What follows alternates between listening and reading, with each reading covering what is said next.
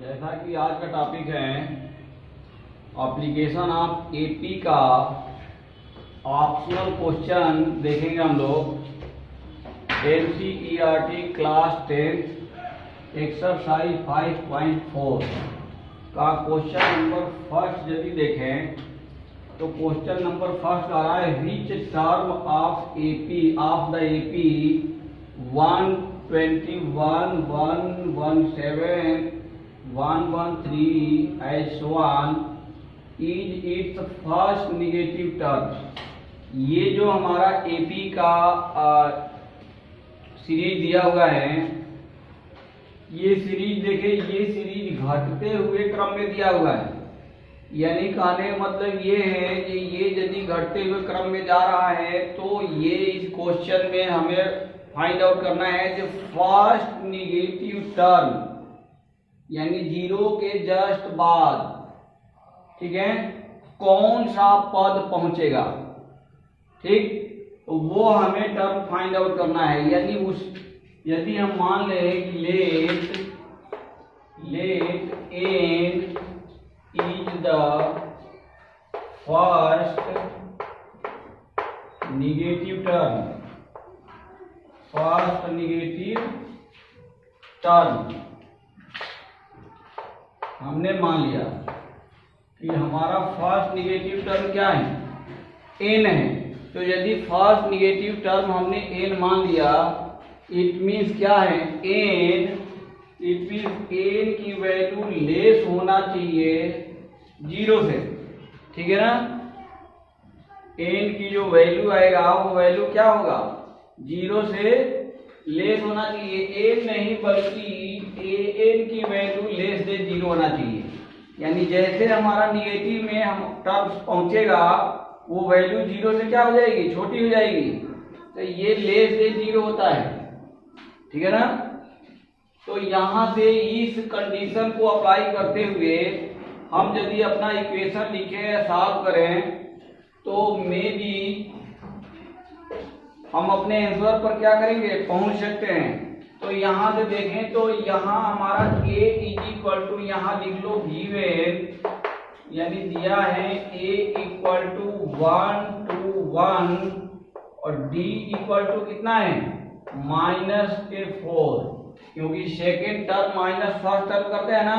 तो d equal to आ गया हमारा -4। यहां से यदि हम an लिखे an तो ये हमारा होगा 121 प्लस n -1 इंटू डी यानी -4 इक्वल टू, ये मल्टीप्लाई बाई -4 है, या कंफर्म रखना, -4 इक्वल टू नहीं, इज लेस देन जीरो, ठीक है। इस इक्वेशन को सॉल्व कर दें, यानी ये हमारा मिल जाएगा 121 plus 4 -4n less than zero. और यहां से करें हम तो क्या मिल जाएगा, ये 4n is equal to, 4n equal to हम यदि देखें तो हमारा क्या मिलेगा, 125। यानी n की वैल्यू हमारा होना चाहिए, क्या होना चाहिए, n की वैल्यू हमारा n की वैल्यू कितना आ जाएगा,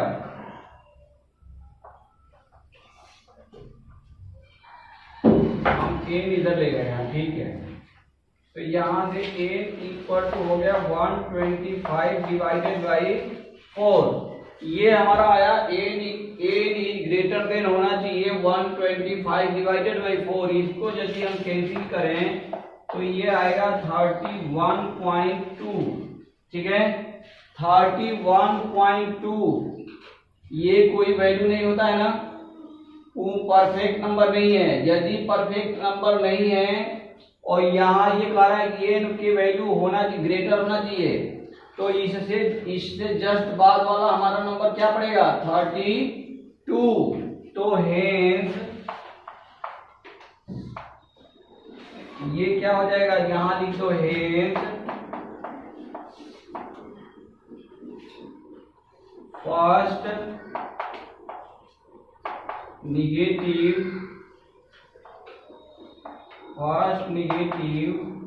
टर्म इज इक्वल टू 31.2 नहीं लिखेंगे, ये ध्यान रखना। 31.2 इसलिए नहीं लिखेंगे, 31.2 कोई टर्म्स नहीं है, ठीक है। और n की वैल्यू हमारा क्या होना चाहिए, परफेक्ट में होना चाहिए, तो 0.2 हम छोड़ नहीं सकते, ठीक है ना। यानी जब उसके बाद वाला नंबर है, यानी 32 है, 31.2 नहीं है, 32 है। नाउ क्वेश्चन नंबर सेकेंड यदि देखें तो देखो, क्वेश्चन कोई भी हो, क्वेश्चन में कंडीशन दिया रहता है, उस कंडीशन को केयरफुली सॉल्व करें तो क्वेश्चन का सॉल्यूशन ऑटोमेटिक निकल जाएगा, ठीक है ना। तो ये क्वेश्चन कर रहा है कि the sum of third and seventh terms of an AP is 6, यानी तीसरा और सातवां पद का सम कितना हो रहा है, 6 दिया हुआ है, ठीक है। और कह रहा है कि यदि उन दोनों पदों का मल्टीप्लाई किया जाए तो प्रोडक्ट इज कितना है, 8 है। तो वो यदि हम मल्टीप्लाई करें उन दोनों टर्म्स को तो हमारा इक्वल टू आना चाहिए a। तो यहाँ से इन दोनों कंडीशन को यदि हम अप्लाई करके सॉल्व करें तो क्या मिल जाएगा, a और d की वैल्यू मिल जाएगा, a एंड d की वैल्यू मिल जाएगा। तो एक लास्ट में कह रहा है find the sum of first 16 terms of AP, तो हम उसका 16वां पद आसानी से निकाल सकते हैं, इजीली निकाल सकते हैं। तो हम देखें यहाँ से, तो ये कह रहा है third and seventh term, third term यानी थर्ड टर्म को हम क्या लिखेंगे, T3 लिखेंगे तो मिलेगा a plus 2d and T7 यदि लिखना चाहें तो ये मिलेगा a प्लस 6d, ठीक है ना। अब ये according to the question condition या क्वेश्चन स्टेटमेंट इन दोनों पदों का योग यानी sum of these terms equal to कितना दिया है, 6 दिया है। तो यहाँ से यदि हम दोनों यहाँ से लिख दें T3 plus T6, T3 plus T6, तो ये इक्वल टू कितना आना चाहिए, 6 आना चाहिए। तो यहाँ से हम लिख सकते हैं a plus 2d plus a plus 6d। इसको यदि हम सिंप्लीफाई करें तो ये हो गया 2a प्लस 8d और a plus 4d equal to 3। Equation number first इसको दे दो, ठीक है। नाउ अब हम चले सेकेंड कंडीशन पर। तो ये कह रहा है कि देयर प्रोडक्ट इज 8, यानी इन दोनों का जो मल्टीपल होगा वो क्या हो जाएगा, 8 आना चाहिए। यानी T3 multiply by T6 is equal to 8, यानी इन दोनों टर्म्स को a plus 2d and a plus 6d को हम क्या करें, मल्टीप्लाई कर लें। या ये मल्टीप्लाई करने से मल्टीप्लाई तो करेंगे, लेकिन मल्टीप्लाई करने से पहले यदि चाहें तो यहाँ से फ्रॉम इक्वेशन फर्स्ट से a की वैल्यू हम रख सकते हैं यहाँ। तो a की वैल्यू यहाँ से क्या आ जाएगा, a is equal to 3 minus 4d, putting this value of a in the below, यहाँ हम रखते हैं। तो यहाँ रख दे तो a की जगह पर क्या रखेंगे, a minus 4d, 3 minus 4d, और यहाँ ऑलरेडी है 2d, ठीक है। तो ये कितना हो जाएगा, 3 माइनस d। तो यहाँ वैल्यू यदि हम रख दें a का 3 माइनस 4d प्लस 2d, ठीक है, एंड यहाँ हो गया 3 माइनस 4d प्लस 6d। तो ये हमें मिल गया, क्या मिला, 3 - 2d एंड नेक्स्ट ब्रैकेट में क्या मिल गया, 3 + 2d, यही मिला ना, 3 - 2d एंड 3 + 2d, ठीक है। तो एक में सम है, ये देखो कि इजी हो गया, एक में सम है, एक में प्लस क्या है, सब्ट्रैक्शन है, एक में सब्ट्रैक्ट है, एक में सम है। तो ये हमारा वर्गांतर का सूत्र लग जाता है ना यहाँ से, यानी इसको हम लिख सकते हैं 9 - 4d², और ये इक्वल टू कितना दे रखा है, 1, ठीक है।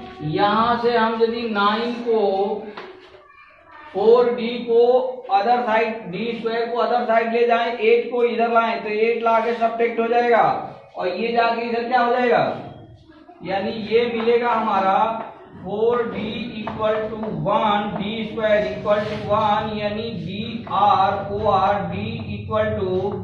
±1/2, d की वैल्यू हमारा निकल गया ±1/2। Putting the value of d ±1/2 in equation first, यदि इक्वेशन फर्स्ट में हम d की वैल्यू को पुटअप करें तो यहाँ से a की वैल्यू निकलेगा, यानी a इक्वल टू क्या निकल जाएगा, a इक्वल टू है 3 - 4d, d की वैल्यू हम यदि यहाँ पॉजिटिव के 1/2 ले लिए, तो पॉजिटिव के यदि 1/2 ले लिए तो a इक्वल टू कितना आ गया, 1, again a equal to 3 - 4 into -1/2, ये यदि हम ले लिए तो ये आ गया -+2, यानी a इक्वल टू कितना आ गया, 5। तो देखें हम a की डबल वैल्यू निकल गया, एक तो निकल गया, a इक्वल टू 5, ये कब निकला, व्हेन d इक्वल टू -1/2, यदि d का मान हम -1/2 रखें तो a इक्वल टू कितना आया, 5, और यहाँ d इक्वल टू क्या रखा गया था, 1/2, पुटिंग d इक्वल टू 1/2, यदि d equal to 1/2 then a equal to 1, ठीक है। तो हमें मिल गया a और d की वैल्यू, डबल कंडीशनल वैल्यू निकल गया, और यदि ये निकल गया तो हम निकालेंगे find the sum of first 16 term of AP, यानी इस AP का 16 पदों का क्या निकालना है, सम निकालना है। तो ये 16 पदों का सम निकालने के लिए हम यहाँ से a और d की वैल्यू को क्या कर दें, पुटअप कर दें, यानी a16 equal to n/2, 16/2 in bracket 2a, तो 2 इंटू a की वैल्यू यदि हम 1 रख रहे हैं, फर्स्ट कंडीशन में हम क्या लेके चल रहे हैं, 1 लेके चल रहे हैं, तो यहाँ 1 रखें, तो 2 × 1 प्लस n - 1, यानी 16 - 1 इंटू d यानी 1/2, ठीक है। तो ये हमारा आ गया वैल्यू, यानी ये यहाँ से हो गया 8, तो ये हमारा हो गया 16/2 यानी 8, यहाँ हो गया 2, यहाँ कितना हो गया +15/2, इसको सॉल्व करें तो ये कितना हो जाएगा, ये हो गया 4, ठीक है। तो ये हमारा हो गया 8 मल्टीप्लाई बाई 19 डिवाइडेड बाई 2, 2 से ये क्या हो गया 4, ये कितना हो जाएगा 76, कितना आया 76। नाउ यदि सेकेंड हम कंडीशन यूज करें, यानी हम फर्स्ट कंडीशन ये लिए थे, हम क्या लिए थे, a इक्वल टू 1 ले लिए थे और d की वैल्यू +1/2 लिया गया था। अब सेकेंड कंडीशन में a की वैल्यू 5 पुटअप कर देना है, d की वैल्यू क्या करना है -1/2 पुटअप करना है। तो देखें क्या आता है, ये यदि रखें तो a16 equal to 16 divided by 2 in bracket 10 हो जाएगा, ठीक है, प्लस यहाँ कितना हो गया 15 मल्टीप्लाई बाई -1/2। तो ये यहां से सॉल्व करें तो ये तो हमारा 8 आ गया, यानी आ गया 8 इन ब्रैकेट 20 माइनस 15 यानी 5/2। 5/2 ये आ जाएगा हमारा 5/2। 2 ये कैंसिल कर दें तो आ गया 4 यानी 20। ये देख लें, ये हमारा आया, यानी सेकेंड कंडीशन हम यूज करके देख रहे हैं सम ऑफ 16 तक, तो हमारा आया 20। फर्स्ट कंडीशन में कितना आ रहा है 76। तो ये हमारा इस क्वेश्चन का क्या रहा सॉल्यूशन रहा। नाउ क्वेश्चन नंबर 3 देखें तो थर्ड नहीं 4th। Question number 4, question number 4 third, question number 3 स्वयं करें, अदरवाइज यदि कोई कहीं ट्रबल आए तो फिर अगेन नेक्स्ट वीडियो में क्वेश्चन नंबर 3 भी समझा देंगे। क्वेश्चन नंबर 4 देखे तो कह रहा है the houses of a row are numbered consecutively from 1 to 49 so that there is a value of x such that the sum of the numbers of the houses preceding the house numbered x is equal to the sum of the numbers of the houses following it. Find this value of x. देखो इस question में क्या कह रहा है ये पहले समझते हैं फिर इसका सॉल्यूशन करेंगे। ये कह रहा है ये हमारा नंबर है 1 2 लेके 1 2 3 4 एज सो ऑन और लास्ट नंबर है हमारे हाउसेस का कितना 49। ठीक है, तो इस क्वेश्चन में ये फाइंड आउट करना चाहता है, यानी ज्ञात करना चाहता है क्या, ये ज्ञात करना चाहता है कि वह कौन सा घर का नंबर है जिस नंबर से पहले का घरों के नंबर को जोड़ा जाए तथा उस नंबर से बाद के घरों का नंबरों को जोड़ा जाए तो दोनों कंडीशन में सम क्या आ जाए इक्वल सम हो जाए। यानी सपोज करें हम यहाँ ये हमारा नंबर है x, ठीक है, हमने यदि मान लिया कि x से पहले का सम जो हाउसेस का नंबर है उसका सम इक्वल टू x के बाद के नंबरों का सम है, हमने ये मान लिया।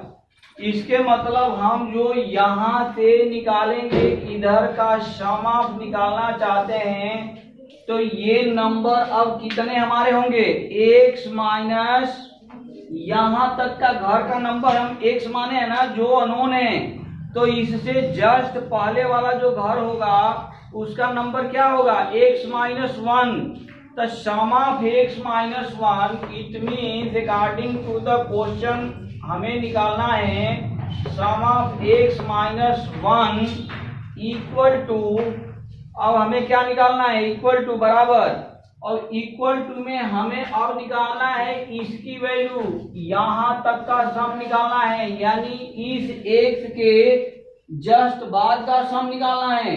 तो यहाँ से यदि हम निकालना शुरू करें तो हम देखें इधर का सम यानी इन नंबरों का सम निकालना चाहें तो हम एज 49 यानी स्टार्टिंग से पूरे का सम निकाल के उसमें से यदि हम x घटा दें सब्ट्रैक्ट कर दें यानी अप टू x का जो नंबर है घरों का ये नंबरों को घटा दें तो सम ऑफ दीज नंबर हमारा निकल जाएगा। तो यहाँ से हो जाएगा x एज 49 माइनस x। इस इक्वेशन को इस कंडीशन को समझने की जरूरत है। ये यदि समझ में आ गया इट मीन्स कि क्वेश्चन क्या हो जाएगा सॉल्व हो जाएगा। अब हम इनका वैल्यू देख लें, पहले अलग वैल्यू निकाल लें, उसके बाद इस कंडीशन में क्या कर दें, पुटअप कर दें। तो ये वैल्यू यदि हम निकालना चाहें तो एस एक्स माइनस वन यदि देखें तो ये क्या मिलेगा, ये यहां से, चलो यहां से सिंप्लीफाई, बाद में यहां सिंप्लीफाई करेंगे। X s x minus one equal to x minus one divided by two, bracket में 2a। तो a की वैल्यू हमारा यही है ना, और d की वैल्यू भी क्या है, d इक्वल टू भी 1 है। 1/1 कंसेक्यूटिवली नंबर हमारा बढ़ रहा है, मकान का नंबर, हाउसेस नंबर एक एक करके बढ़ता है। तो यहाँ हो गया 2 प्लस एक्स माइनस वन, ये तो ये रहा -1 इंटू डी, डी यानी कि क्या है, 1 है।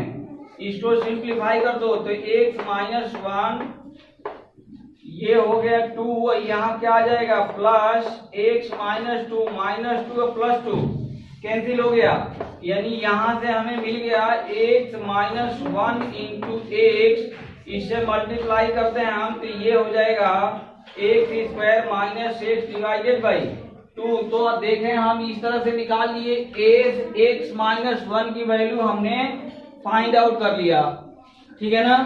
इसी तरह से यदि हम निकालना चाहें एक्स 49 ये निकालो तो 49 divided by 2 in bracket 2a, यानी 2 plus 49 minus 1 into D, D कितना है 1। तो ये हमें मिल गया 49 डिवाइडेड बाई 2 मल्टीप्लाई बाई 50, ये कैंसिल कर दो 25, तो ये हमें मिल गया 49 मल्टीप्लाई बाई 25, तो ये मिल गया हमारा एस 49 निकल गया। इसी तरह से हम एस एन निकालें, एस एक्स, तो ये हमारा हो गया x divided by 2 in bracket 2 plus x minus 1 into D, D 1, यानी इसको सिंप्लीफाई करें एक्स बाई 2, ये हो गया 2 प्लस एक्स माइनस 1, यानी ये हो गया एक्स डिवाइडेड बाई 2 और in bracket x plus 1 multiple कर दो तो x square plus x divided by 2, ये मिला ना, ये मिल गया एक्स माइनस 1, ये है एस 49 ये निकल गया, और एस एक्स हमारा ये आ गया। इन तीनों वैल्यू को हम कहाँ मर्ज करें, अपने इस कंडीशन में रख दें, ठीक है। तो इस कंडीशन में यदि हम रखें तो हमारा क्या मिल जाएगा, ये हो जाएगा x square minus x divided by 2 equal to 49 multiply by 25 plus नहीं माइनस, ये आ जाएगा x square plus x divided by 2, यही होगा ना। इसको यदि हम पक्षांतर कर दें, यानी एक साइड में ले आए, तो ये और ये क्या हो जाएगा, ऐड हो जाएगा। तो ये हमारा हो जाएगा यहाँ से x square minus x divided by 2 plus x square minus plus x divided by 2 is equal to 49 multiply by 25। यहाँ से हम यदि देखें तो इन दोनों का एलसीएम क्या है, 2 ही है, तो इन दोनों का एलसीएम को यहाँ से हटा दो और यहाँ ले जाके क्या कर देंगे, मल्टीप्लाई कर दें। एक्स और एक्स क्या हो गया, कैंसिल। अब हमें क्या मिला 2x square is equal to ये मिल गया, यानी x square is equal to हम देखें तो इसके 2 से ये 2 भी कैंसिल हो गया। तो चलो यहाँ से लिख लेते हैं, ये हम यदि लिखना चाहें तो ये हमारा क्या मिल जाएगा, 2x square equal to 49 multiply by 25 plus multiply by 2, यानी 2 से 2 भी कैंसिल, x इक्वल टू क्या हो जाएगा अंडर रूट 49 मल्टीप्लाई बाई 25, यानी ये रूट से बाहर निकलेगा तो क्या आ जाएगा 7 मल्टीप्लाई बाई 5, यानी कितना हो जाएगा 35। तो 35 हमारा एक ऐसा नंबर होगा 35 कि इससे पहले के घरों की संख्या का सम इससे बाद के घरों की संख्या के सम के बराबर हो जाएगा। यानी 36 से लेकर 36 से हाउस नंबर 36 से 49 तक का सम निकाल लें और हाउस नंबर 1 से लेके 34 तक का सम निकाल लें, दोनों सम हमारा क्या होगा, इक्वल हो जाएगा। ठीक है ना। तो इस तरह से हमारा एक्स की वैल्यू क्या हो गया, निकल गया। तो इस तरह से ये यदि सॉल्यूशन आपके अध्ययन अध्यापन में हेल्पफुल हो तो कृपया इसे लाइक, सब्सक्राइब और शेयर करना अवश्य ना भूलें। जय हिंद, जय भारत।